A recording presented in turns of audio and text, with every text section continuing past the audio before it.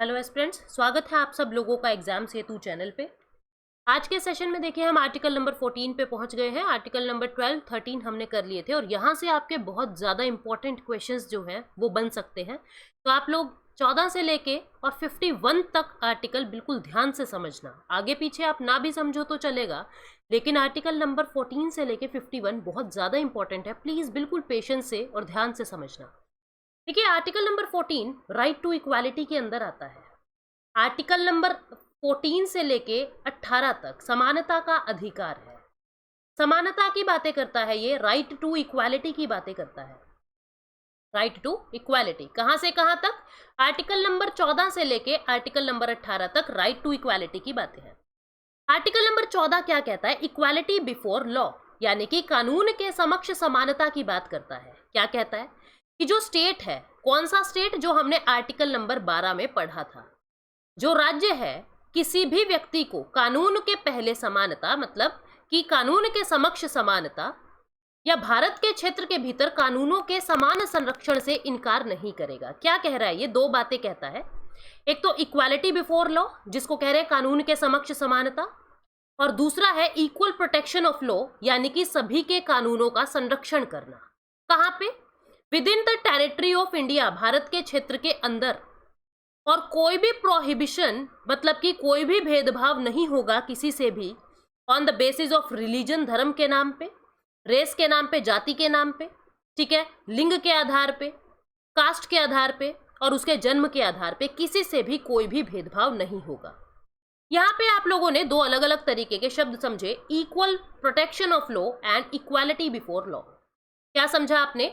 Equality before law यानी कि विधि के समक्ष समानता, कानून के सामने सब समान है। क्या मतलब हुआ? समझेंगे।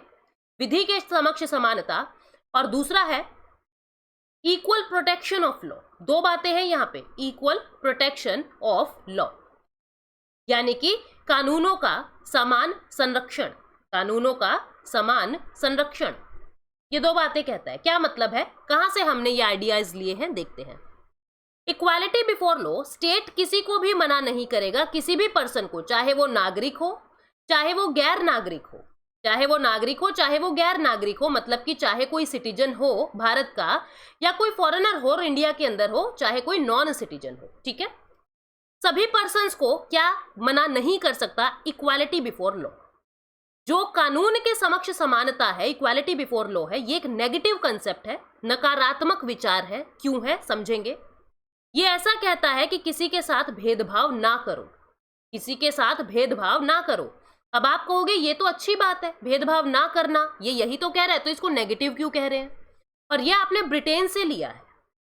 और ये जो इक्वल प्रोटेक्शन ऑफ लॉ है, यानी कि विधि के समान संरक्षण की जो बातें हैं, ये पॉजिटिव है, सकारात्मक है, जो हमने यूएसए से लिया है। और ये ऐसा कह रहा है कि भेदभाव करो।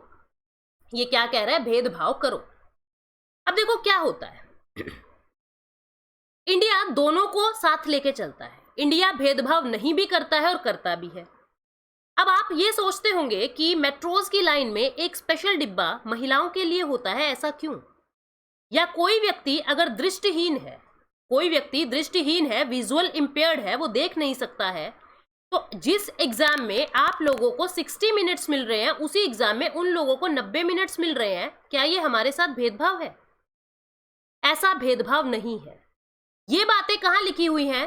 विधि के समान संरक्षण में ये बातें लिखी हुई है कि अगर कोई व्यक्ति लाइक नहीं है, लाइक का मतलब अगर व्यक्ति समान नहीं है, मतलब कि किसी व्यक्ति में कोई कमी है, जैसे कि मान लो कोई पैर से चल नहीं पा रहा है, कोई व्यक्ति लंगड़ा है, वो चल नहीं पा रहा है।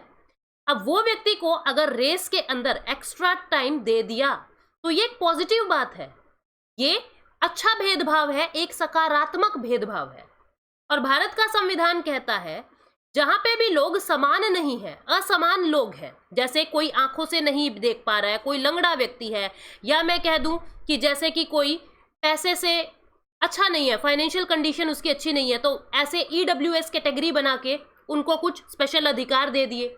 या महिलाओं को भी माना जाता है, ठीक है, कि वो भी भारत के अंदर थोड़ी सी पिछड़ी हुई मानी जाती है, तो महिलाओं के लिए उनके स्वास्थ्य को देखते हुए, उनके फिजिक को देखते हुए, उनके बायोलॉजिकल सभी चीज़ों को देखते हुए उनके लिए कुछ स्पेशल राइट्स दे दिए हैं, जैसे कि ट्रेन की बोगी में पहला डिब्बा।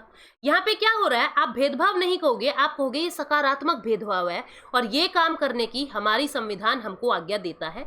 इसी को ही कहते हैं इक्वल प्रोटेक्शन ऑफ लॉ, यानी कि चाहे कोई कैसा भी व्यक्ति है, किसी के पास अगर किसी भी चीज़ की कमी है, लेकिन संविधान उसके कानूनों का संरक्षण करेगा, संविधान उसकी प्रोटेक्शन कर रहा है, इसे कहते हैं इक्वल प्रोटेक्शन ऑफ लॉ। क्यों पॉजिटिव है? क्योंकि ये कह रहा है कि भेदभाव करो। कैसा भेदभाव? सकारात्मक भेदभाव।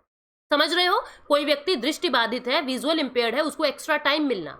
कोई व्यक्ति लंगड़ा है और वो सही पैर वालों के साथ रेस में है, जिसके पांव सही है और एक जिसके पांव में चोट है, या मैं कहूं वो जन्मजात लंगड़ा है, कैसे भी करके, मतलब उसके पांव में प्रॉब्लम है, पोलियो से ग्रसित है, कुछ भी मान लो आप, ठीक है, वो भी उसी रेस में भाग ले रहा है, तो इसको एक्स्ट्रा टाइम दिया जाएगा, है ना। ये क्या है, इनको सपोर्ट किया जा रहा है ताकि इनके कानूनों की सुरक्षा हो सके और ये भी बाकी लोगों के बराबर आ सके। इसे कह रहे हैं इक्वल प्रोटेक्शन ऑफ लॉ।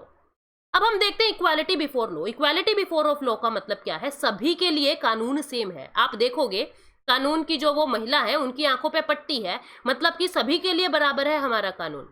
जैसे कि मान लो मैंने कोई क्राइम कर दिया, ठीक है, या प्रेसिडेंट ने कोई क्राइम कर दिया, हम दोनों ने ही किसी का मर्डर कर दिया, ठीक है, उसने भी एक व्यक्ति का मर्डर कर दिया, मैंने भी, तो दोनों को ही सेम सजा मिलेगी। ऐसा नहीं है ये प्रेसिडेंट है तो इसको सजा कम मिलेगी, बिल्कुल भी नहीं। कानून सबके लिए बराबर है, ये हमने ब्रिटेन से कंसेप्ट लिया है। ये कह रहा है भेदभाव मत करो चाहे कोई कैसा भी हो, इसलिए इसको कह रहे हैं ये नेगेटिव कंसेप्ट है, ये नकारात्मक है। लेकिन ये कह रहा है जो व्यक्ति लाइक नहीं है, एक जैसे नहीं है, उनके साथ एक जैसा व्यवहार मत करो। तो इसलिए ये क्या है, ये एक पॉजिटिव कंसेप्ट है, एक सकारात्मक विचार है कि भेदभाव करो तो, लेकिन पॉजिटिव भेदभाव करो। उम्मीद करती हूँ आप लोग समझ रहे हो।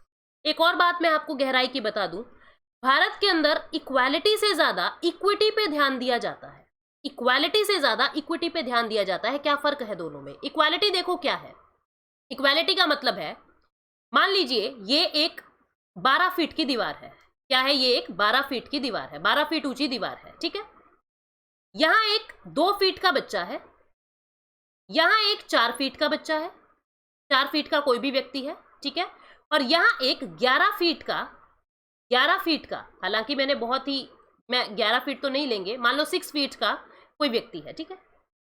और सरकार ने कहा है कि समानता लानी है, यानी सभी को 6 फीट की एक सीढ़ी दे दो, 6 फीट की एक सीढ़ी दे दो, सभी के लिए 6 फीट की एक स्टेयर्स दे दो, ठीक है। अब क्या होगा, क्योंकि ये व्यक्ति 6 फीट का है, ये 6 फीट की सीढ़ी लेके दूसरी तरफ देख पाएगा, लेकिन ये 4 फीट वाला 6 फीट की सीढ़ी लेके केवल 10 फीट तक ही पहुंचेगा, और ये 2 फीट वाला तो केवल 8 फीट तक ही पहुंचेगा, ठीक है। ये क्या है, हमने इक्वालिटी की बात की। इक्विटी में क्या होता है, इक्विटी के अंदर क्या होता है कि जो व्यक्ति किसी भी चीज से वंचित है, कानून की, उसके अंदर कानून की जिम्मेदारी है कि उसको दूसरों के बराबर लाना। जैसे कि जो ये 2 फीट का व्यक्ति है, इसको भी उस सड़क से पार देखना है जो 12 फीट ऊंची है, उस दीवार से पार देखना है, तो इसको एक्स्ट्रा लंबी सीढ़ी दे दी जाए, 10 फीट की लंबी सीढ़ी दे दी जाए, इसके नीचे और एक्स्ट्रा मार्जिन रख दिया जाए। इसी तरीके से इसको कितनी जरूरत थी, 4 फीट का था, इसको 8 फीट की सीढ़ी दे दी जाए और इसको 6 फीट की सीढ़ी दे दी जाए। समझ रहे हो? इसे कहते हैं इक्विटी, मतलब कि जो व्यक्ति दूसरों के बराबर नहीं है उनको बराबर लेके आना भारत का मकसद है, ना कि सभी को समानता देना भारत का मकसद है। भारत का मकसद है सभी को समान पायदान पर लेके आना। समानता है नहीं, समानता लेके आना। उम्मीद करती हूं ये आप समझे होंगे, और इसको कहा जाता है लेवल प्लेइंग फील्ड, ठीक है। इतना आपको डिटेल में जाने की जरूरत नहीं है, मैंने आपको सिर्फ समझाने की कोशिश की है कि आर्टिकल 14 में किन 2 का जिक्र किया हुआ है। अब देखो, भारत के अंदर भारतीय संविधान में आर्टिकल 14 का कुछ एक्सेप्शन है, यानी कि कुछ अपवाद है। क्या क्या अपवाद है, किनके लिए इक्वालिटी खत्म हो जाती है? आर्टिकल 361 के अंदर क्या लिखा हुआ है, राष्ट्रपति या राज्यपाल अगर कोई भी डिसीजन ले रहे हैं, कोई भी का मतलब ये है कि अपनी शक्तियों का प्रयोग करके, अपनी पावर्स का प्रयोग करके कोई डिसीजन ले रहे हैं, तो उनके किसी भी डिसीजन को कोर्ट के अंदर नहीं लेके जाया जाएगा। मतलब ये उनकी ऑफिशियल कैपेसिटी में आता है, उनको शक्ति दी हुई है, और शक्तियों का प्रयोग करके अगर वो कोई डिसीजन ले रहे हैं तो उनके डिसीजन को कोर्ट में नहीं लेके जाया जाएगा। ये उनको थोड़ा सा अपवाद है इक्वालिटी में, ठीक है। डिप्लोमेटिक इम्यूनिटी का मतलब क्या है? जैसे हमारे देश के दूतावास, हमारे देश के राजदूत दूसरे देश में गए हुए हैं और दूसरे देश के राजदूत भारत में आए हुए हैं, तो यहाँ के राजदूतों को दूसरे देश में इम्यूनिटी मिलेगी और दूसरे देश के राजदूतों को भारत के अंदर इम्यूनिटी मिलेगी। इसे कहते हैं डिप्लोमेटिक इम्यूनिटी, यानी ये लोग भी अब कानून से मतलब थोड़े से हटके इनके लिए थोड़ी सी सुविधाएं की हुई है। आर्टिकल 105 क्या कहता है? It states that no MP shall be liable to any court. अब जैसे पार्लियामेंट के अंदर बहुत सारी बातें होती है, संसद के अंदर बहुत सारी बातें होती है, कुछ लोग उस कानून को अच्छा कह रहे हैं, कुछ लोग उस कानून को बुरा कह रहे हैं। तो एमपी जो मेंबर ऑफ पार्लियामेंट है, जो संसद का सदस्य है, वो पार्लियामेंट के अंदर कुछ भी कहे तो उसको ऐसा नहीं है कि आपने इसको गलत कह दिया है तो आपको कोर्ट में लेके जाना। आप देखते होगे कुर्सियां भी उठा उठा के मारते हैं एक दूसरे के ऊपर, है ना? इतना तो नहीं होना चाहिए, लेकिन अगर कोई किसी बात पे ऑब्जेक्शन कर रहा है तो ऐसा नहीं है कि आपने कुछ कानून तोड़ दिया और आपको कोर्ट में लेके जाया जाएगा। एमपी कुछ भी कह सकता है अपने पार्लियामेंट के अंदर और किसी को भी वोट दे सकता है, जरूरी नहीं है वो इसी को ही वोट दे या उसी को ही वोट दे, ठीक है? आर्टिकल 194, इसी तरीके से जिस तरीके से एमपी केंद्र के अंदर काम करता है, एमएलए को भी छूट है, वो अपनी विधानसभा के अंदर कुछ भी डिसीजन ले सकता है, मतलब डिसीजन इन द सेंस कुछ भी कह सकता है वो, ठीक है? जैसे कि कोई बिल आया है उसके खिलाफ भी बोल सकता है, उसके सपोर्ट में भी बोल सकता है और किसी को भी वोट भी दे सकता है। ये कुछ एक्सेप्शंस हैं, ठीक है, जो आर्टिकल 14 के लिए अपवाद माने गए हैं। यहाँ से क्वेश्चन आता है कि आर्टिकल 14 के अपवाद में इनमें से कौन कौन से आर्टिकल रिस्पॉन्सिबल हैं, तो आप देख लीजिए, आपकी स्क्रीन के ऊपर है और मैंने अपनी तरफ से आर्टिकल 14 समझाने की आपको कोशिश की। क्या कहता है ये हमने देखा। Thank you so much, take care, bye bye.